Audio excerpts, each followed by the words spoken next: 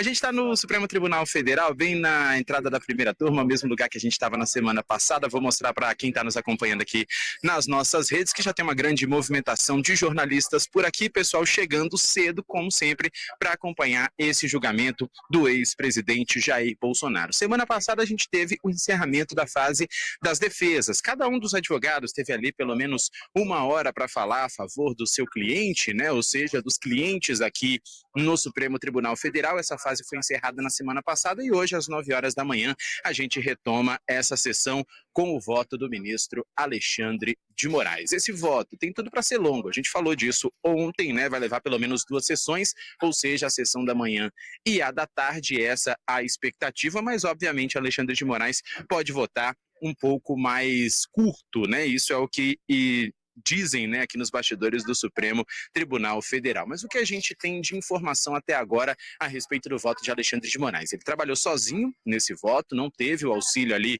dos juízes que trabalham com ele no gabinete para exatamente nenhum ponto da decisão vazar ao longo dessa semana. Isso não aconteceu de fato, tá? Esse voto vai ser inédito, ele vai apresentar os detalhes logo mais a partir das 9 horas da manhã e deve votar pela condenação de fato dos réus. Depois dele, vota o ministro Flávio Dino, depois vota Luiz Fux, Carmen Lúcia e, por fim, o presidente da primeira turma, Cristiano Zanin. Esses votos devem ser dados a partir de amanhã.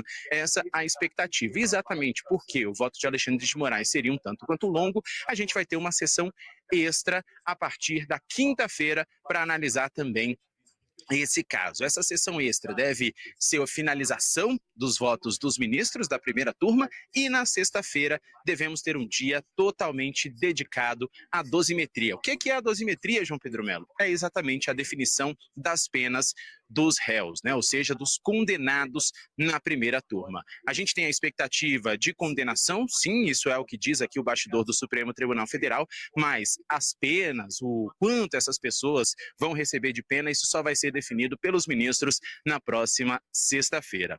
E aí, encerramos essa fase de julgamento aqui na primeira turma. Claro, ainda tem os outros núcleos, né, dessa suposta trama golpista que vão ser julgados ao longo ainda desse ano de 2025. Não há outros julgamentos marcados até o momento, mas isso vai caber ao presidente da primeira turma, o ministro Cristiano Zanin. Por quê? Porque muitas denúncias já foram liberadas, tanto pelo relator, o ministro Alexandre de Moraes, como também pela Procuradoria-Geral da República, e vai caber a ele fazer essa marcação das datas de julgamento. Mas eu quero destacar aqui uma coisa antes de devolver para vocês no estúdio, pessoal, é que o ex-presidente Jair Bolsonaro entrou com um pedido ontem aqui no Supremo Tribunal Federal, pedido esse que foi direcionado ao ministro Alexandre de Moraes para que ele seja liberado para fazer uma cirurgia no próximo domingo. Essa cirurgia é para tirar algumas lesões de pele do ex-presidente e, se for autorizada pelo ministro Alexandre de Moraes, o procedimento vai acontecer no próximo domingo no Hospital Def-Star, que fica aqui na área central de Brasília. É o mesmo hospital que Jair Bolsonaro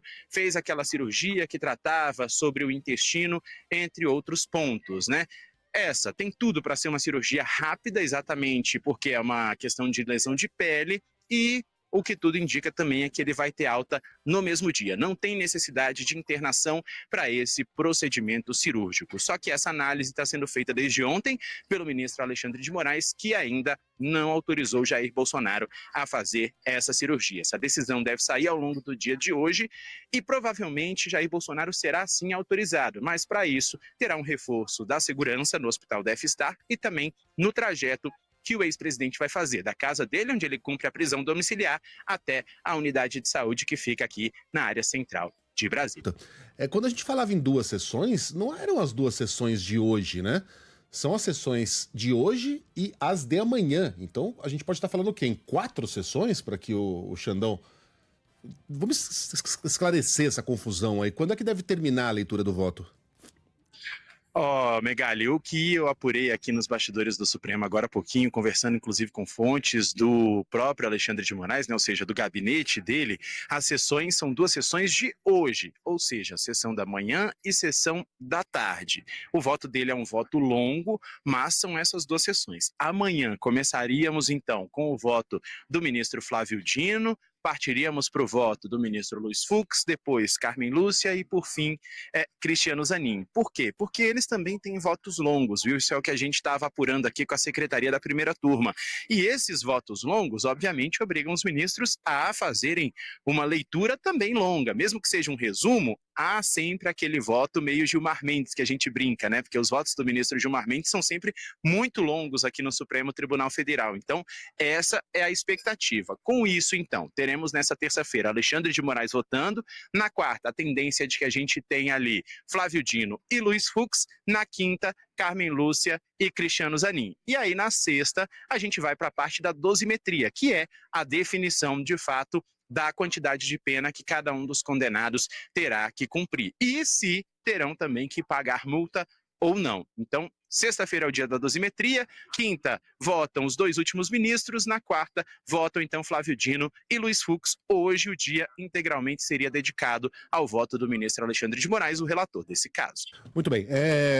Enquanto isso, lá nos Estados Unidos, o subsecretário de Diplomacia Pública dos Estados Unidos, Darren Beadle, disse ontem que o governo americano vai continuar tomando medidas cabíveis contra o que chamou de abusos de autoridade que minaram as liberdades fundamentais.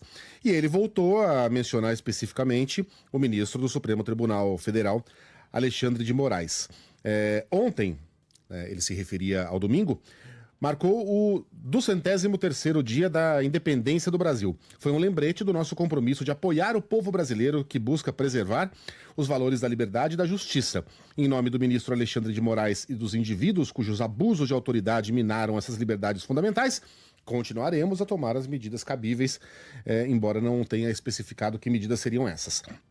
E lá na Inglaterra, lá em Londres, o jornal The Guardian fez um perfil de Alexandre de Moraes. É claro, né? É um personagem que chama atenção, né? Com aquela careca lustrosa, com a toga, né? Um cara quase 2 metros de altura. Tanto é que já foi tema de várias reportagens pelo mundo, positivas ou negativas. A do The Guardian fica no meio do caminho. Define Alexandre como um juiz que inspira amor e ódio, além de uma das maiores e mais controversas celebridades brasileiras que lidera o julgamento histórico envolvendo o ex-presidente Jair Bolsonaro e militares de alta patente.